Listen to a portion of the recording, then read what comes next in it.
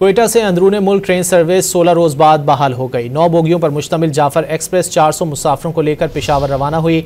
रुकने कौमी असम्बली जमाल शाह काकड़ ने फीता काट कर ट्रेन को रवाना किया। जाफर एक्सप्रेस के लिए सिक्योरिटी के सख्त इंतजाम किए गए।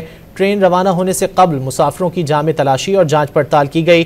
ट्रेन के अंदर भी सिक्योरिटी के सख्त इंतजाम किए गए। सिक्योरिटी अहलकार तैनात है। क्वेटा से अंदरूने मुल्क ट्रेन सर्विस 16 रोज बाद बहाल हो गई। 9 बोगियों पर मुश्तमिल जाफर एक्सप्रेस 400 मुसाफिरों को लेकर पेशावर रवाना हुई।